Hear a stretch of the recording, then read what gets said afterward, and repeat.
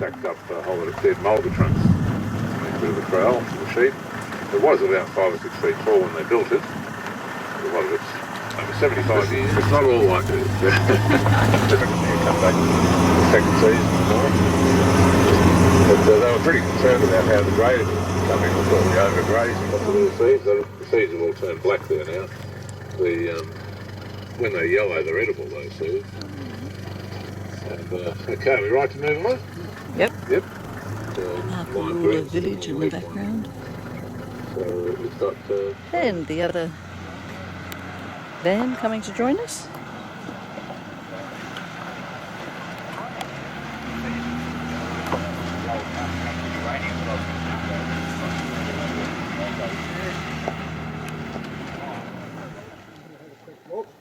And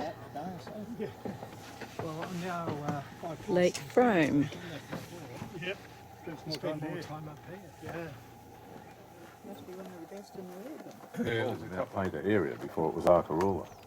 And when the Manhattan Project was out here with Oliphant and the other scientists, etc., looking for uranium for the bomb, that's where they were looking, in Mount Painter there. They had a big camp out near there. You can see the distant range going from Mount Painter down. That's Freeling Heights, which is more sandstone uplift. Behind that you've got Mawson Plateau, beautiful place. But where it comes down, you've got our R2D2 sticking up there, which is actually the armchair formation. R2D2 is just something some kids told me here one day. Oh, it looks like R2D2, okay, that's good. So I'll show you that later. Just to the left and down a bit, you can see this pointed hill with all the rock on the right-hand side. That's Mount G, and we call it Crystal Mountain. It's got so much quartz on it, so many quartz crystals. And then over to the left of that you'll see two ridges, one on the skyline and a long one in front of it.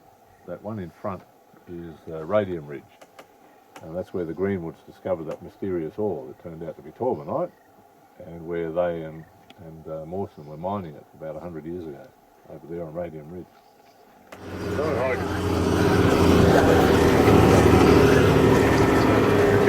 Yeah, I imagine that.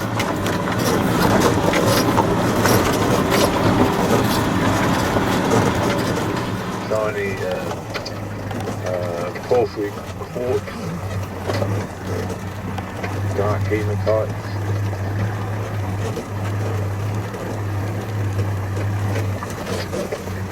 Some rocks with a bit of everything in it. Crystals growing in it. And just here on the left you can see one I've put on top of another one. That's got quartz crystal growing inside it. Rocks along the ground. But even then, just drive through slowly, you get a good idea of it all. Yeah, we get a lot of geologists here at Arkaroola, like just up here on the rise. There's a hematite as well, but not as up on the hill directly left, at the top of the hill, you can see that big outcrop of black rock up there? That's the hematite. That's where these boulders have rolled down from. And that chimney of hematite goes right down through the hill, and on the other side of that is where Mawson and the Greenwoods had number 6 of their 8 workings. They tunnelled in from the side till they reached that hematite, and then followed it down through the hill, about 100 metres down. All their miners did, pick and shovel work. This beautiful big rock here.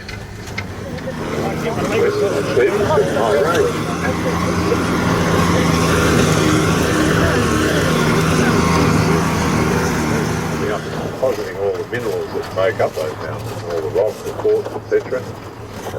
Mount Painter is actually more jasper than anything else. And also depositing a lot of silica on the rock, which makes it very hard. So when the erosion happened around here, all the surrounds have eroded away much faster than those two mountains, and they've been left exposed. I'm told that they're the only 2 examples in the world of inverse topography where the mountains are formed underground and are then exposed. And the one with the more maroon coloured flower is closely related. It's a hop, we call it the wild hop, but it's introduced. It's an Afghanistan hop. It's introduced by the Afghan camel drivers, accidentally probably. And now it's already a fairly big opening. That pink material is kaolin clay, which is a very fine-grained clay, and a lot softer than the rock, so it's eroding away quickly. And it's going to be a pretty decent cave one day, based on Arkaroola. And after he died, 1994, age 75, his ashes were scattered up there on Mount Painter, as were Griselda's later on. Yeah, a bit of a story about him. Geologist, biologist, oceanographer. The first big Sydney low range. Yeah. And also got to remember about here, the hard left turn.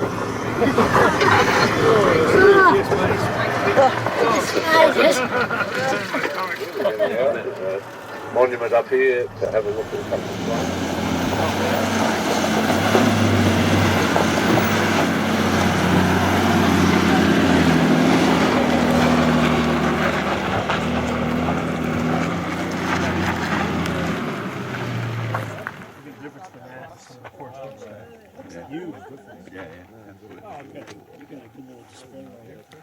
Yeah.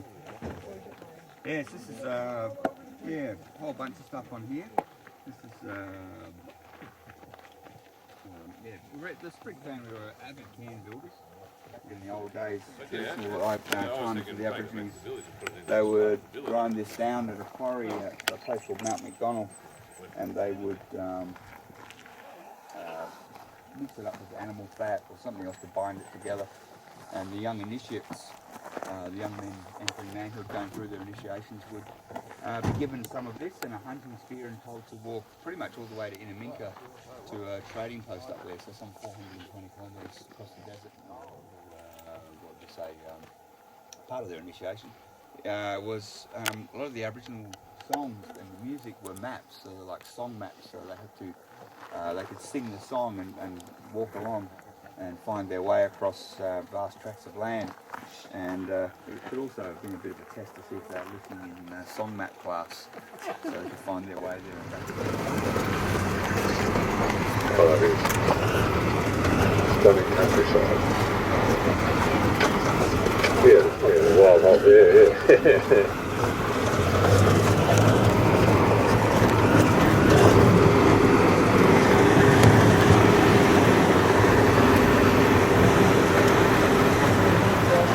Back to probably think those seatbelts were security or not to keep you out of the cabin.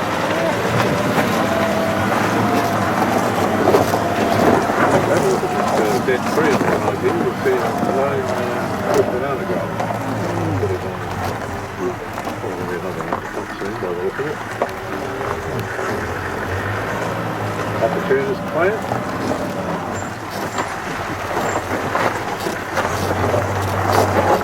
Track cars through the hills over there on the west. One that comes out directly ahead of you, goes down right down the valley, comes up out here, but then it curves around the next hill as well.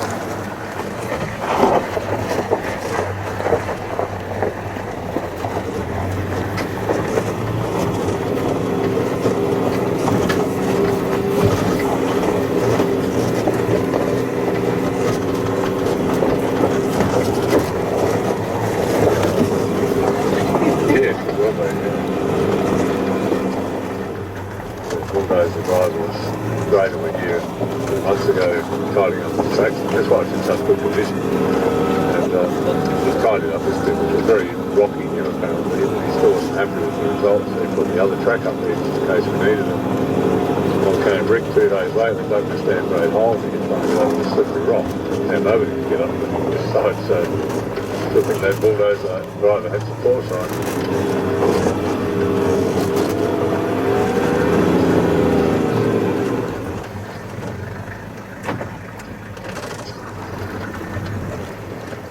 Second year, and then we should be right to get through that storm.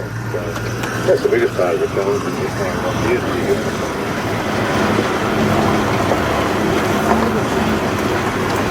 We've got to find the balance between revs and speed. Cut the usually go speed with. Trying to go over this side all the way up. Yeah, just a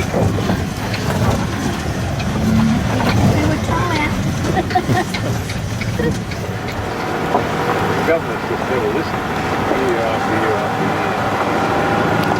Now I'll come back to that story because it's got the top here with the whole paper opportunity. Straight ahead, on the other side towards caves over there. That's occasionally different colour in the afternoon. They're pretty useless up here, but yeah. Oh no, I'll move. Well, sometimes I move. Arkaroola, just for us, we've banned mining and exploration in Arkaroola forever. And that was passed just 3 years ago, 2012. So all that fight is for about 6 years leading up until 2012, very recent. And a bit of a bump just here.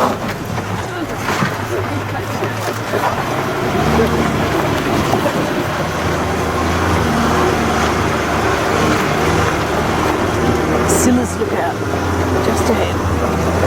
Over there though. That's where we're going. We've got to get up here first.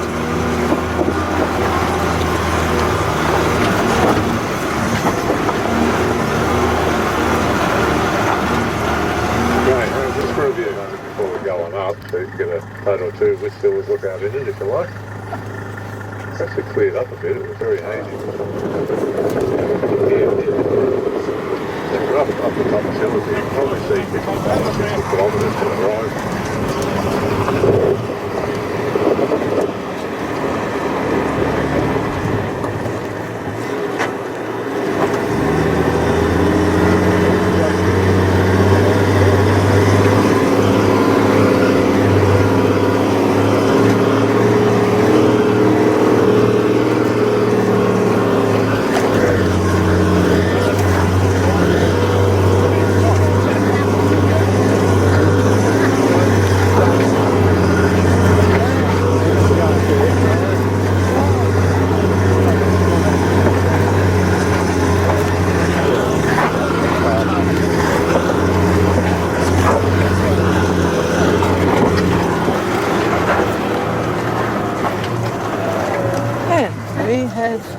Not much then. Done it.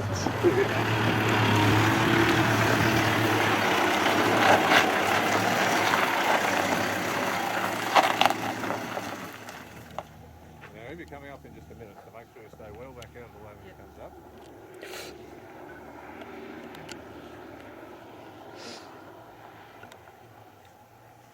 We did put money in the meat. Driving up the final stretch to Siller's Lookout.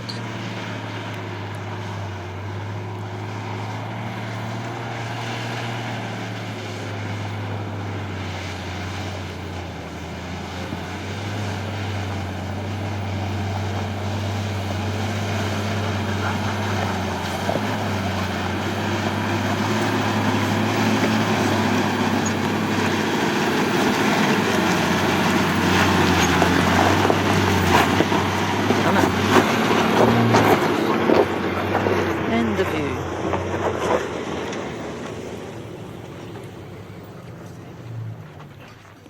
Only 23 k's, but a long time to get here. Looking out over Lake Frome. Put yourselves, put the vehicle in between you and Paul driving up here. He's going to reverse in here and turning around. First attempt. Might be worth videoing. Wheels over the first drop. You feel the front wheels go down. So just go past that first drop. Go in a second. There you go. A bit more, There you go.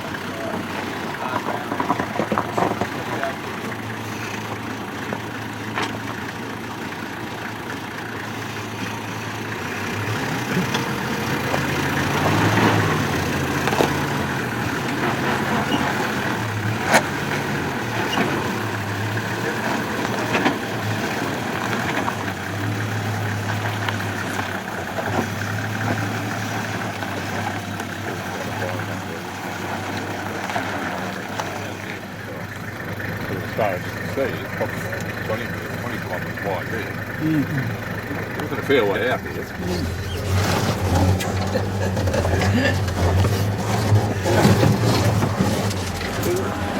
Quite a workout. Quite a workout the front trail. That's 5 kilos. First 3 months down, that's 5 kilos.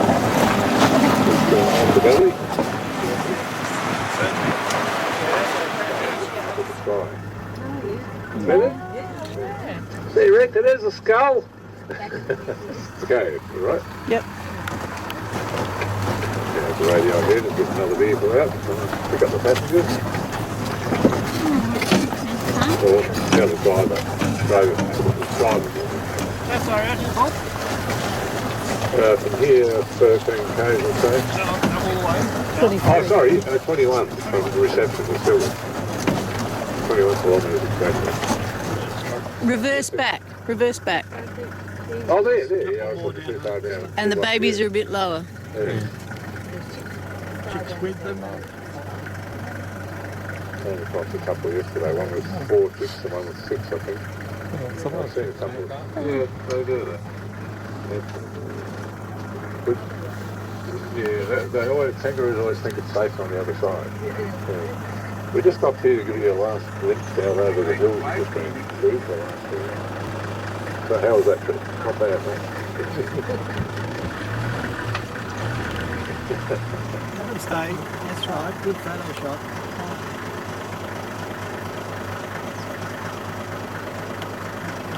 Yeah, it's good fun. We've only got one Their here. furs. And they endangered us for quite a while.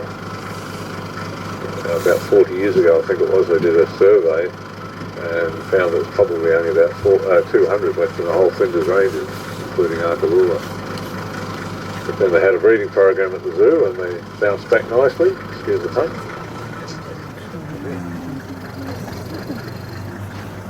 They're just pretty good. Yeah, you see a lot of Euros along here. Up near the Greenwood Yards, a bit further up, there's 2 or 3 big males live along there. Very, very big. And no Joey. There's actually a lot of Joeys around this year, both the Euros.